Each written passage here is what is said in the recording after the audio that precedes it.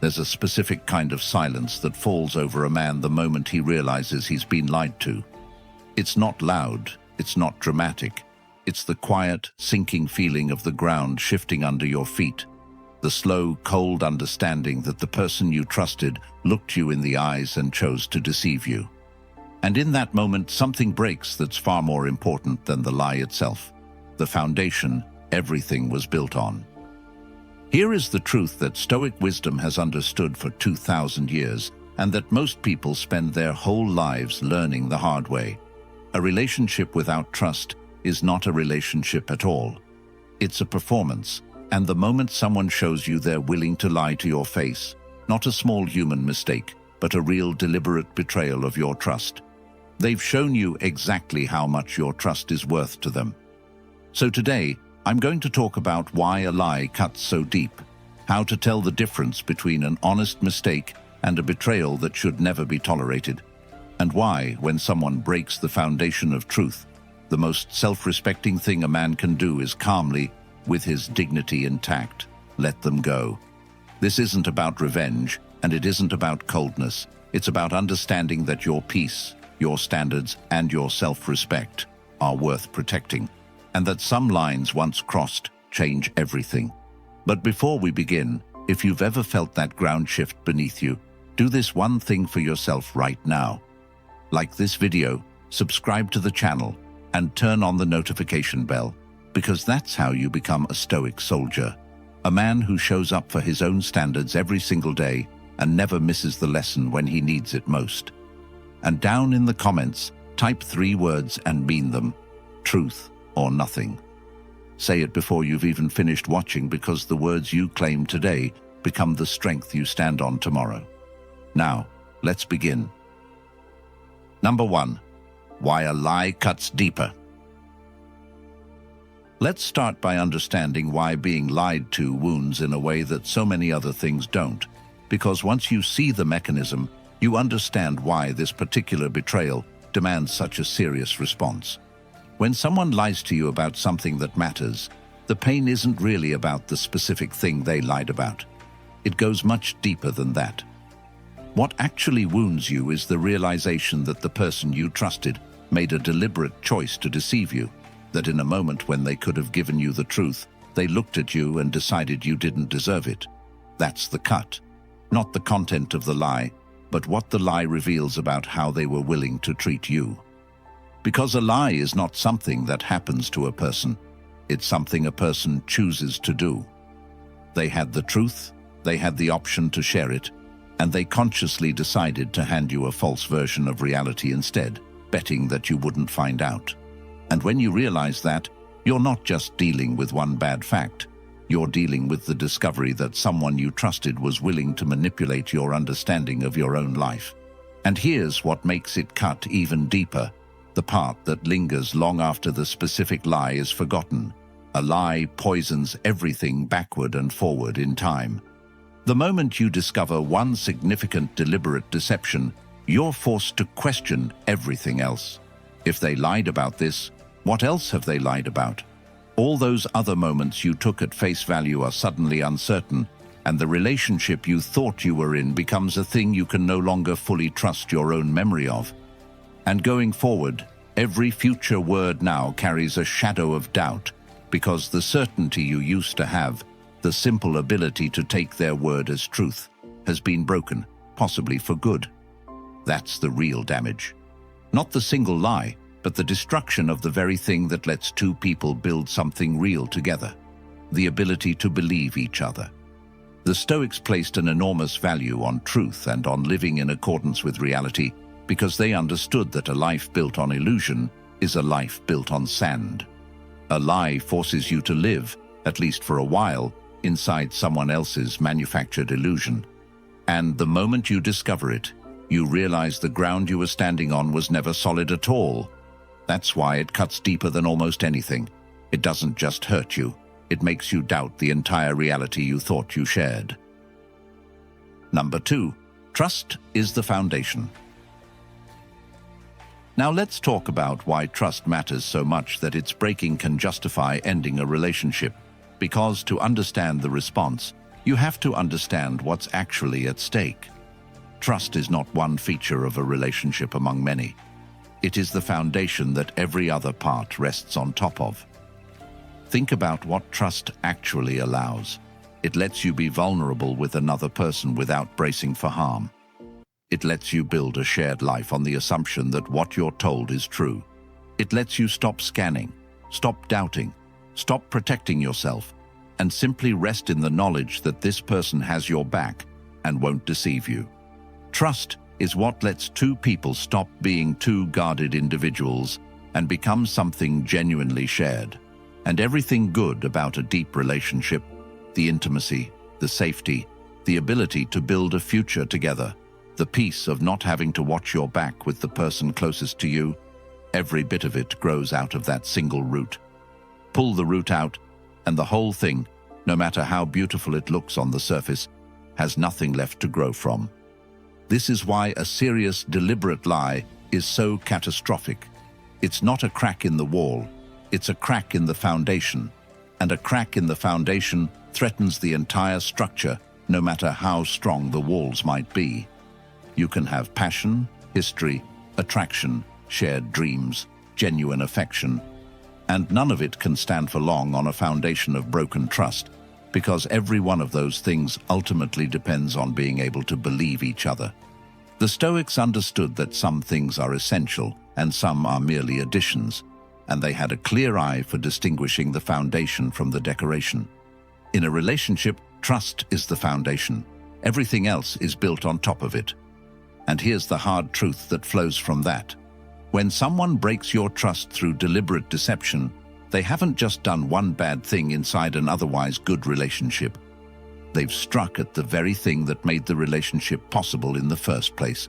So when we talk about letting someone go for lying, we're not talking about being harsh or unforgiving over a single mistake. We're talking about the sober recognition that without trust, there is no real relationship left to save. Just two people standing in the rubble of a foundation that's already gone, pretending the house is still standing. Number 3, what a lie actually reveals. So let's go deeper into what a lie actually tells you about a person, because this is where Stoic wisdom becomes incredibly practical. The Stoics taught that you judge people not by their words but by their actions, because words are easy and actions reveal the truth of someone's character. And a lie is a fascinating thing, because it's both a word and an action at the same time. It's a word that is itself a deliberate act of deception. When someone chooses to lie to you about something significant, they're showing you several things at once, and you need to see all of them clearly. First, they're showing you their relationship with the truth, that when honesty becomes inconvenient or uncomfortable, they're willing to abandon it.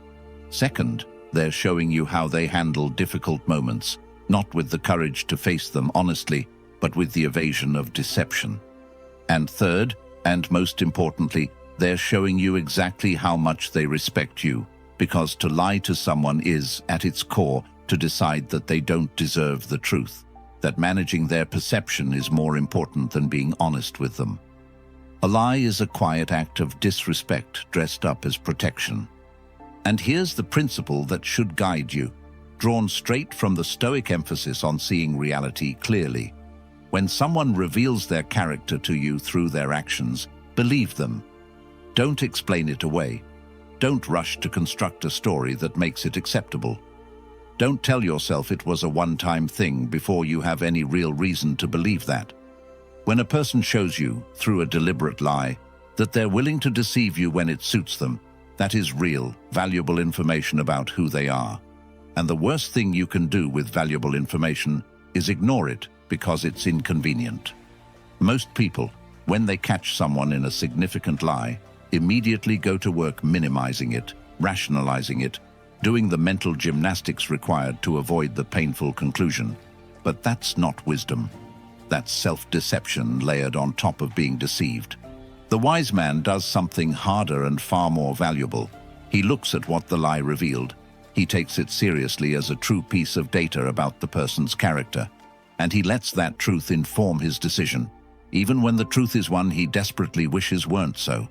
Because the lie already happened, The only question left is whether you'll be honest with yourself about what it showed you, or whether you'll add your own self-deception to theirs. Number 4, the wisdom to tell lies apart. Now I have to add something crucial, because true Stoic wisdom is never blind rigidity. It's discernment, the ability to see each situation clearly and respond to what's actually there, rather than to a rule applied mechanically. And if we're being honest and wise rather than just hard, we have to acknowledge that not all lies are the same, and treating every untruth as an identical relationship-ending betrayal isn't strength, it's a lack of judgment.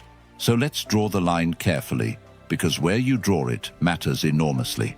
There's a difference between a person who, out of fear or insecurity or a moment of human weakness, tells a small lie and then comes clean, owns it, and is genuinely changed by the experience, and a person who lies deliberately, repeatedly, about things that matter, who shows no real remorse, who only regrets getting caught, and who reveals through a pattern that deception is simply part of how they operate. The first is a flawed human being, which is all of us. The second is a person revealing a character you cannot build a life on.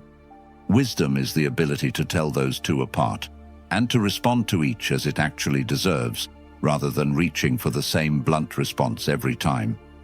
So when this video says, no second chances, understand what it actually means, because the spirit matters more than the slogan. It doesn't mean you become a cold judge who ends everything over a single human imperfection, who can never extend grace, who treats his partner like a suspect awaiting their first mistake. That's not strength. That's a brittleness that will destroy every relationship you ever have, because no human being, including you, is incapable of error.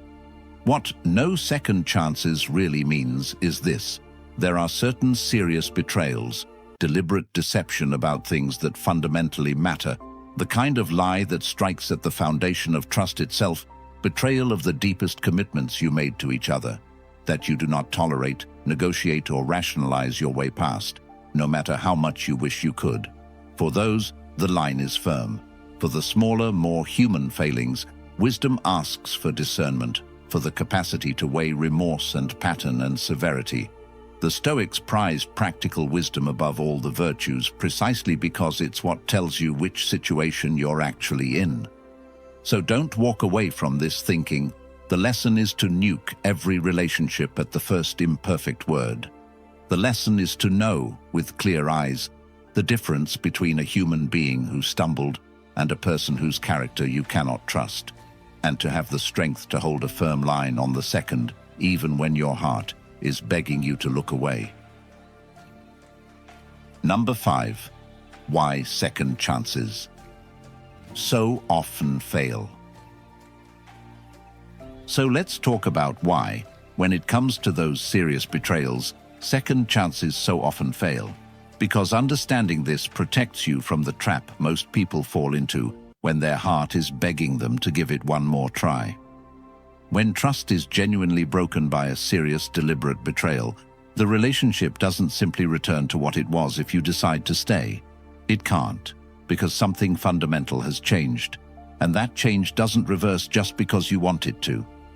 What happens instead is that you enter a new, exhausting version of the relationship, one where you've become a detective in your own home, where you find yourself checking, watching, looking for signs, unable to fully relax into the trust you once had because that trust has been broken, and trust, once broken, doesn't snap back into place like it was never damaged.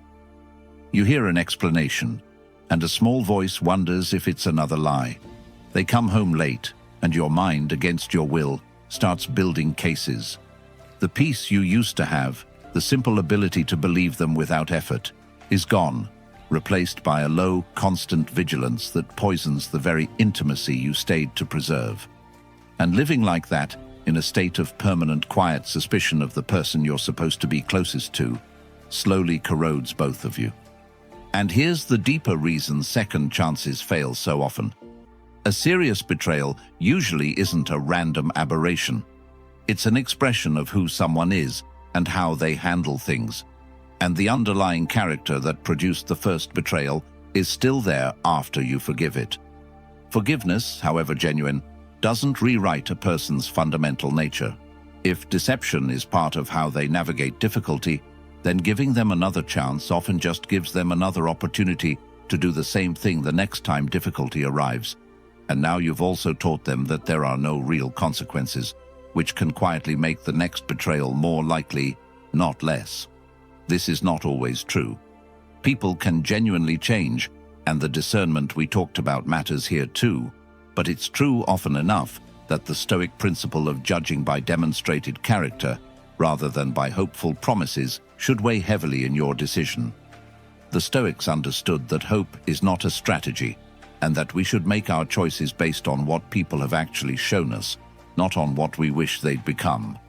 So when your heart begs you to give the serious betrayer another chance, ask yourself honestly, am I responding to who this person has actually shown themselves to be, or to who I'm hoping they'll magically transform into? Because a second chance built on hope rather than on real, demonstrated change is very often just a slower path back to the same heartbreak. Number 6, the self-respect line. Now we come to the part of this that's really about you, not about her, and it's the part that matters most because it shapes not just this relationship, but every relationship you'll ever have. There's a principle as old as human relationships: what you tolerate, you teach. The boundaries you actually enforce, not the ones you talk about, but the ones you back up with action. Those are the boundaries that define how people are allowed to treat you. And when someone betrays your trust with a serious lie, and you respond by tolerating it, by accepting it, by rationalizing it away, and staying as if nothing fundamental happened, you are teaching them something. You're teaching them that your boundaries are negotiable, that your standards bend under pressure, that they can cross the most important line there is and face no real consequence. And people, consciously or not, learn exactly what you teach them about how much they can get away with. The standard you accept becomes the standard you live with. So this was never only about whether you forgive one lie. It's about what kind of treatment you're quietly establishing as acceptable for the rest of your life. And here's the part that cuts deepest, the part about your own relationship with yourself. Every time you tolerate a serious betrayal of your trust, you don't just teach the other person that your boundaries don't matter, you teach yourself the same thing. You send a message to your own mind that your standards are for show, that your self-respect is conditional, that you'll abandon the things you claim to value the moment keeping them becomes painful. And that erosion of your own self-respect follows you everywhere, into every future relationship, into how you carry yourself, into the quiet way you feel about the man in the mirror. The Stoics taught that the only thing truly within your power, and the only thing truly worth guarding, is your own character and integrity, and that a man who abandons his own standards to hold on to something external has made a terrible trade, exchanging the one thing that was permanently his for something that was never guaranteed anyway. So holding the line when your trust is seriously betrayed is not about punishing her. It's about refusing to teach yourself that you don't deserve honesty. It's about protecting the standard that protects every relationship to come. When you let go of someone who broke your trust, you're not just saying, "I won't accept this from you." You're saying something far more important: "I won't accept this for myself." And a man who can say that and mean it has a foundation no liar can ever crack. Number 7, how to let go with dignity. So let's get practical about how you actually let go when you've decided a betrayal crossed the line, because how you leave matters almost as much as the decision to leave, and most men get this part wrong in one of two directions. Some explode.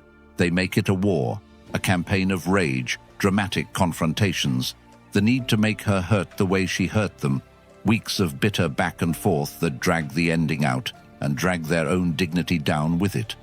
Others collapse. They decide to leave but can't actually do it cleanly, so they linger in a painful limbo, half leaving and half staying, demanding explanations, relitigating the betrayal over and over, hoping for a confession or an apology that will somehow make it all make sense. Neither of those is strength. The dignified exit is something quieter and far more powerful. It's the calm, grounded clarity of a man who has seen what he needed to see, made his decision, and now acts on it cleanly. You don't need a screaming match. You don't need her to admit everything. You don't need to deliver some devastating final speech that puts her in her place. You simply, calmly state your truth, that trust was broken, that this is a line you won't cross back over, and you begin to disentangle your life from hers with as little drama and as much composure as the situation allows. And understand why this calm, dignified exit is the strongest possible response. When you leave with composure rather than chaos, you're demonstrating that your decision comes from a place of self-respect and clarity, not from wounded rage that might cool off and reverse itself tomorrow. A man screaming and raging looks like a man who might still be talked out of it. A man who is calm, clear, and immovable looks like exactly what he is, someone whose mind is made up because it's rooted in principle, not emotion. The Stoics taught that we should act from reason rather than from the heat of passion, and that there's a particular strength in responding to even a deep wound with composure, instead of being swept into chaos by it. So you don't beg for an explanation, because no explanation undoes a broken foundation. You don't seek revenge, because revenge would only chain you to her longer and lower you to a place beneath your own standards. You don't drag it out, because dragging it out only prolongs your own pain. You make your decision from a place of calm clarity, you communicate it with dignity, and you begin walking your own road, not with hatred, not with a need to wound, but with the quiet, unshakable composure of a man who knows his worth, knows his standards, and is simply, finally, enforcing them. That's how a strong man lets go, cleanly, calmly, and with his dignity completely intact. Number 8, releasing the poison. Now there's a danger waiting for you on the other side of this decision, and if you don't see it coming, it can quietly poison years of your life, so let's deal with it directly. When someone betrays your trust, it's natural to walk away carrying a heavy load of anger, resentment, and bitterness. You feel wronged because you were. You feel the urge to hold on to that anger, to nurse it, almost to treasure it, because it feels like justice, like the betrayal mattered, like you're honoring your own pain by staying furious. But here's the trap, and the Stoics saw it with total clarity. Carrying that bitterness doesn't punish the person who betrayed you, it punishes you.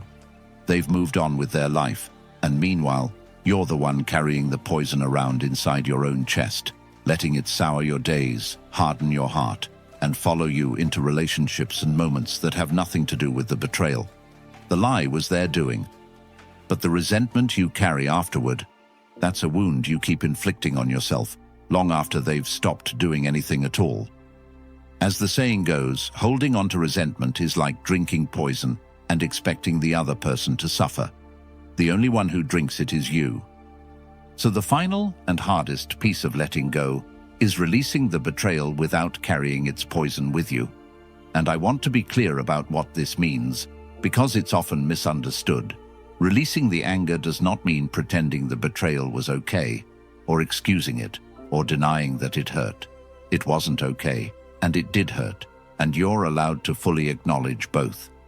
Releasing it means refusing to let what they did continue to control your inner state long after they're gone. It means you felt it, you learned from it, you made your decision, and now you set the weight of it down so you can walk forward unburdened. The Stoic Marcus Aurelius reminded himself constantly that the best revenge is to not be like the one who wronged you, to not let their dishonesty make you bitter, their betrayal make you cold, their wrong turn you into something lesser. You protect your character by refusing to let their bad act reshape who you are. So you let go of the relationship, and then you do the deeper work of letting go of the bitterness too, because the second one is what actually sets you free. Don't let someone who lied to you also get to steal your peace for the years that follow. Take the lesson, leave the poison, and walk into your future as a man who was wronged but not diminished, clear-eyed, dignified, and completely unpoisoned by what someone else chose to do. Number 9. The standard that protects your life. Let me show you what you're really building when you hold this line, because it goes so far beyond any single relationship. It's a standard that will quietly shape the entire trajectory of your life. When you establish, deep in your bones, that you will not build a life on a broken foundation of trust, that deliberate betrayal is a line you don't negotiate past. You're not just making a decision about one person. You're defining the kind of life you will and won't accept. And that standard becomes a filter that protects everything downstream of it. It changes who you allow close to you. It changes what you tolerate before it ever has the chance to become a years-long mistake. It changes the quality of every relationship you build going forward, because you're no longer willing to pour yourself into connections that lack the one thing that makes connection real. A man with a clear, firm standard around trust doesn't end up trapped in slow-motion betrayals that drain a decade of his life, because he recognizes the foundation cracking early and he acts. The standard isn't cruelty. It's a kind of self-protection that operates automatically, sparing you from futures that were never going to be good. And here's the deepest truth of all, the one that ties this entire video together. The way you become a man who attracts and keeps honest, trustworthy people is by becoming a man who refuses to accept anything less. Standards aren't just walls that keep bad things out. They're signals that shape what comes toward you. When you carry yourself as a man who values truth above comfort, who would rather be alone than be lied to, who holds his standards even when it costs him, you naturally filter your life toward people who can meet that standard and away from those who can't. You stop attracting and tolerating the deceptive because you've made it unmistakably clear through your actions that deception has no home in your life. The Stoics understood that a man of strong character draws different things to himself than a man without one, that who you become determines what you experience. So holding this line isn't just about leaving one liar behind. It's about becoming the kind of man whose entire life is built on the solid ground of honesty, in the people he keeps close, in the standards he lives by, and most of all, in his unshakable relationship with himself. You let go of the one who lied not to punish her, but to protect the man you're becoming and the honest, grounded life only that man can build. Number 10. The final word. So let's bring it all the way home.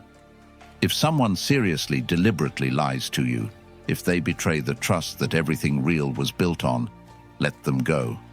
Not out of cruelty, not out of revenge, but out of the clear-eyed understanding that trust is the foundation, and a relationship without it is just two people performing one.